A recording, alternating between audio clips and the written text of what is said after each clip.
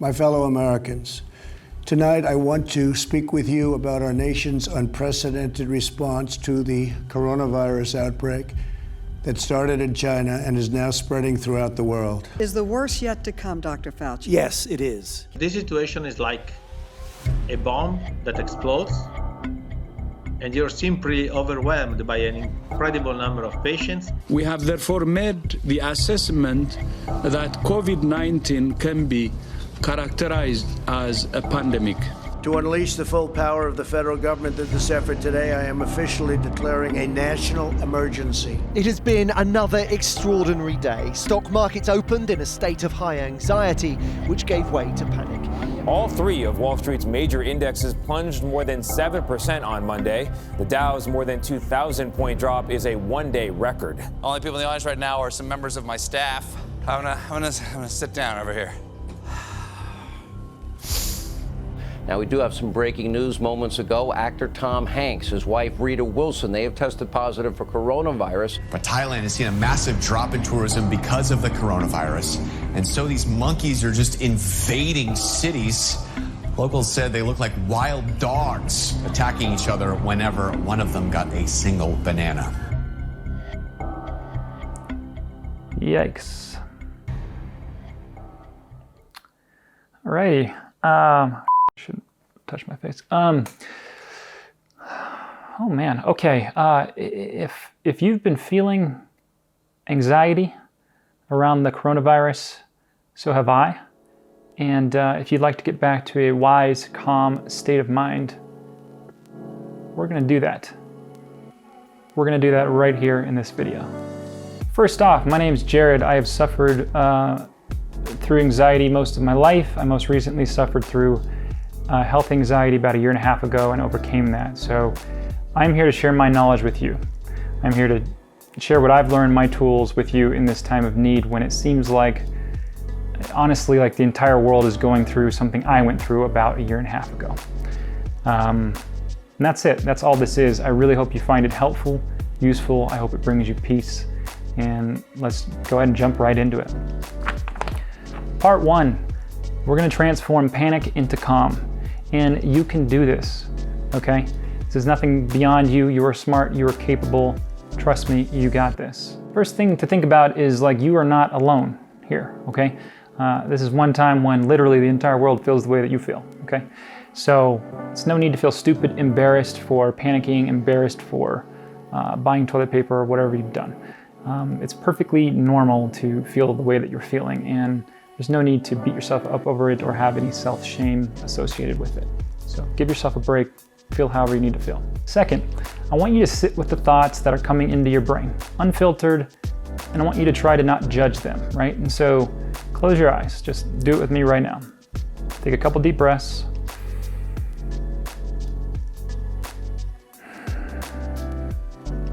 Keep going, just listen. Listen to some of the thoughts that come into your brain. If you guys need more time to do this, just pause the video and do it. So some of the thoughts that came into my brain, let's see. It's a pandemic in the world, which has never happened in my lifetime. There was 2 hospitals built in China to try and save people as people are rapidly dying. I'm gonna get sick. I'm going to infect my friends and family members. We're all going to die, and the world's not going to be able to handle this, and this is the end of mankind.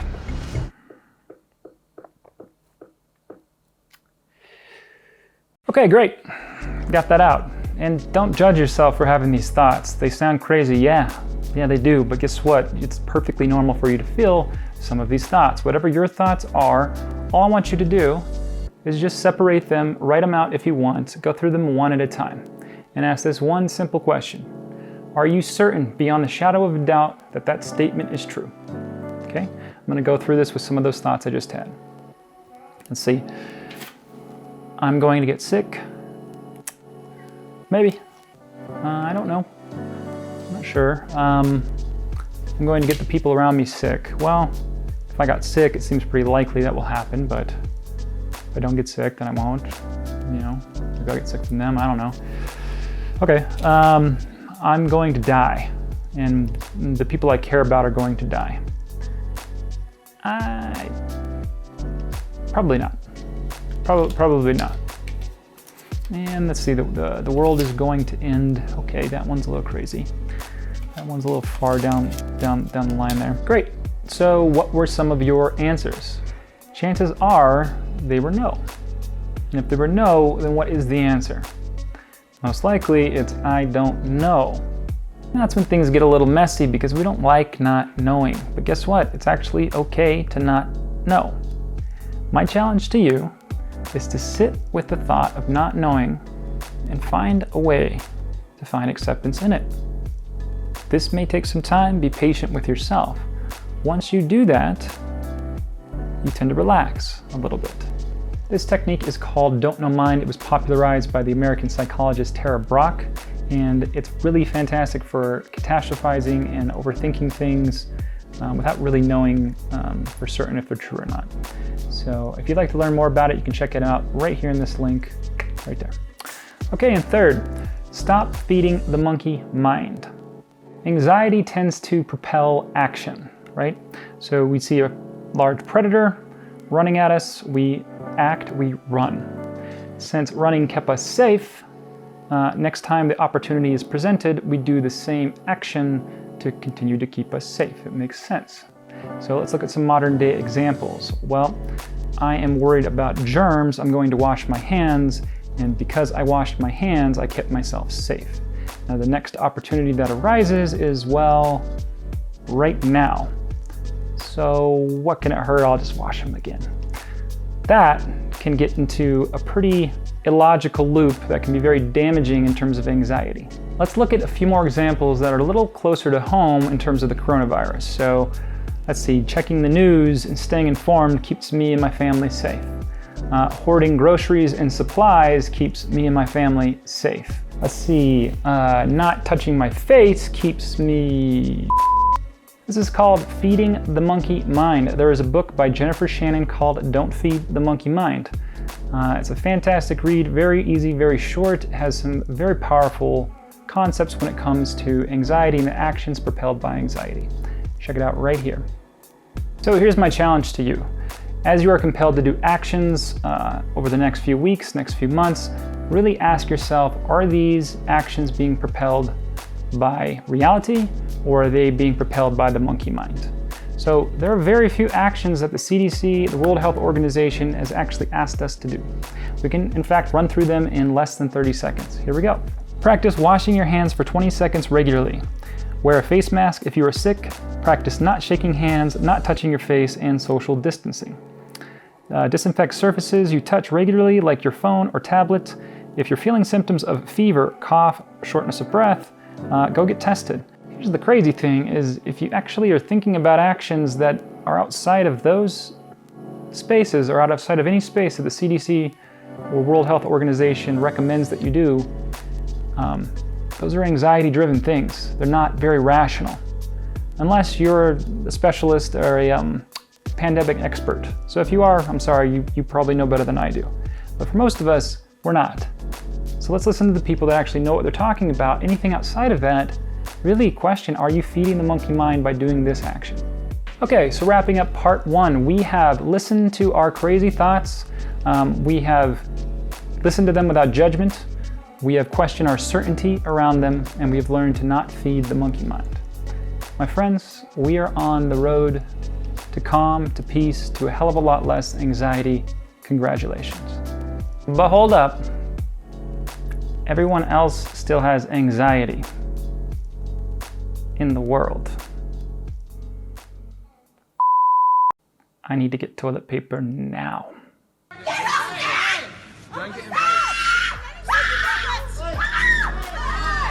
Tensions flared at Woolworths Chullora around 7 o'clock this morning when 3 women became involved in a toilet paper tussle. I just want 1 pack. No, not 1 pack.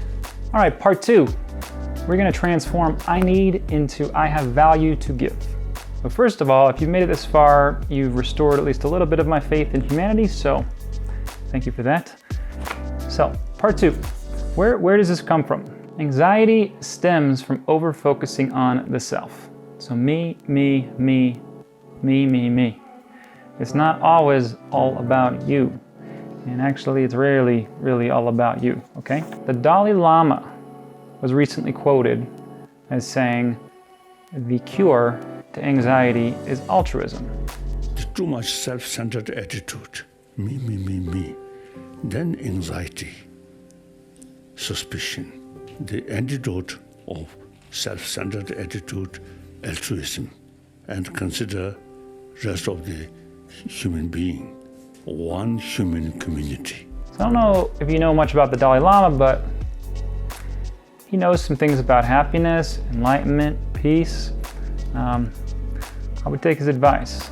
That whole video is an awesome video, well worth the watch. If you want to check it out, right there. Big picture here, if you would like to feel less anxious, stop focusing so much on yourself, focus on other people. And in all honesty, it's one of the reasons I decided to make this video. So there's some people that say I'm not going to risk the health and safety of my family because all of these idiots that buy out the grocery stores first. Well, newsflash, they're not idiots. They're actually people saying the exact same thing as you. The exact same thing. So there's no like proverbial crazy idiot running to the store grabbing supplies. It's all people just like you.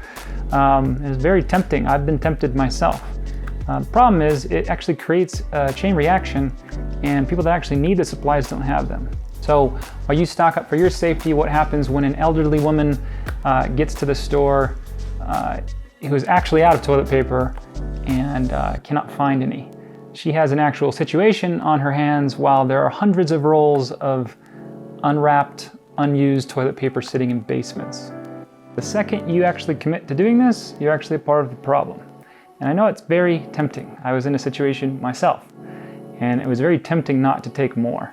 This is a time to not take, okay? This is a time to give. And trust me, if you're having anxiety, it's a very good way to cope with it. And I know this statement is going to be controversial. That's okay. I just want you to go back up to step 3 of part 1. The actions that you're taking, okay? Did the CDC or the World Health Organization tell you to go clean out your Costco of supplies? Okay, so if it's an action outside of people that understand pandemics and how they work, okay, are you certain that you need to do those things? Do you understand how supply chains work in grocery stores? Do you know how long it's going to take for them to be back in stock? Do you know if you even need extra toilet paper to keep your family safe with clean, hot running water? It's just something to think about. Why are you making the decisions that you're making, taking the actions that you're taking? Are they reasonable? Are they rational?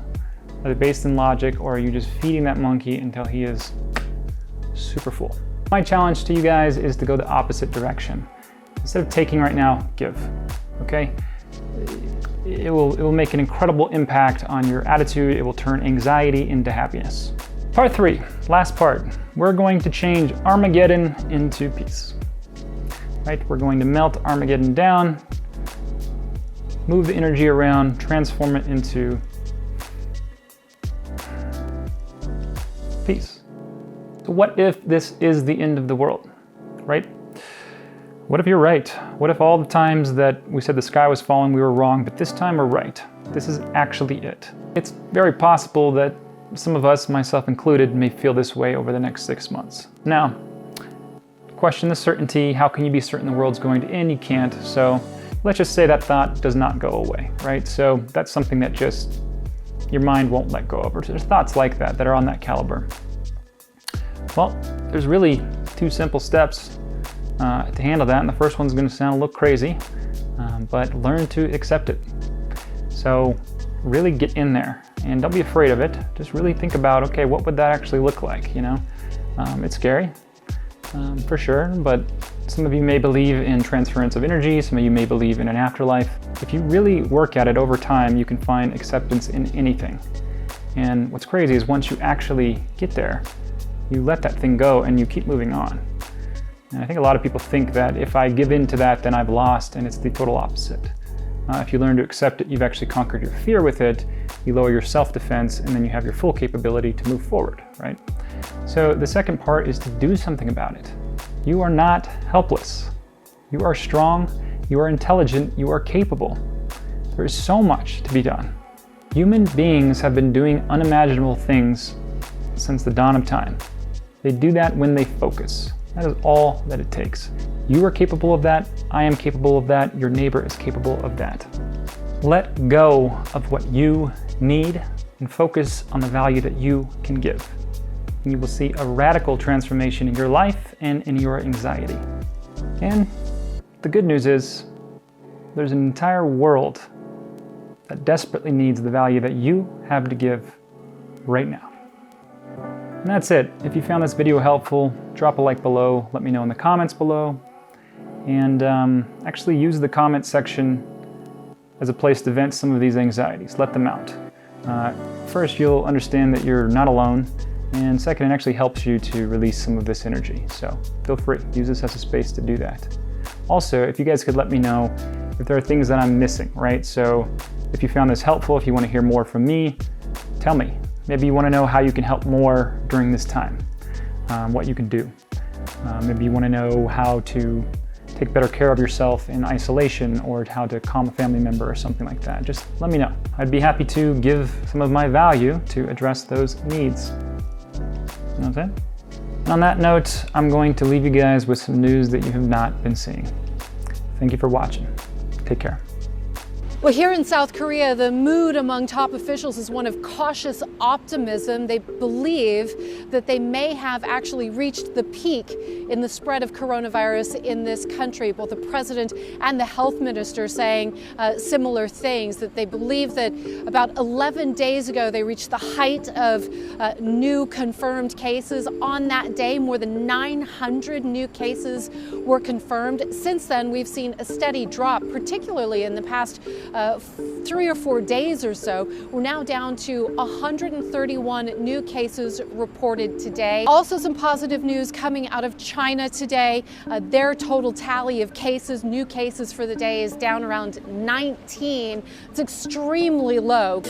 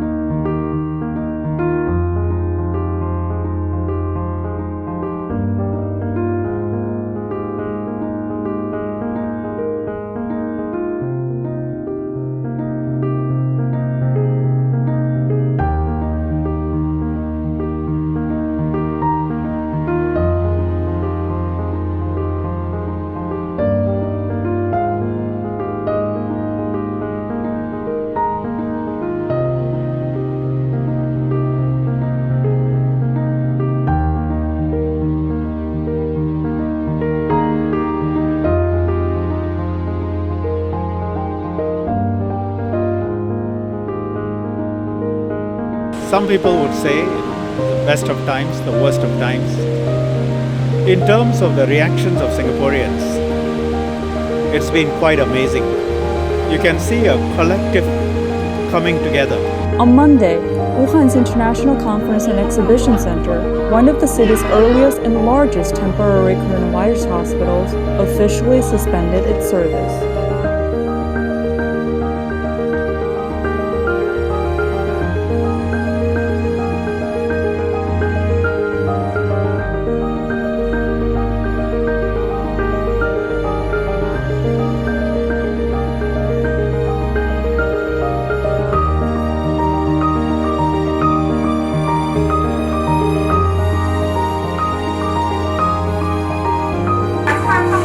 Hãy subscribe cho kênh Ghiền Mì Gõ để không bỏ lỡ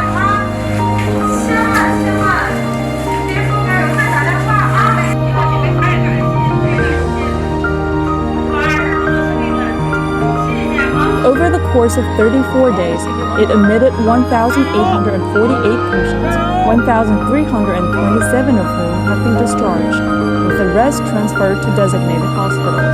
看着白大褂，我们骄傲，骄傲，我们胜利了。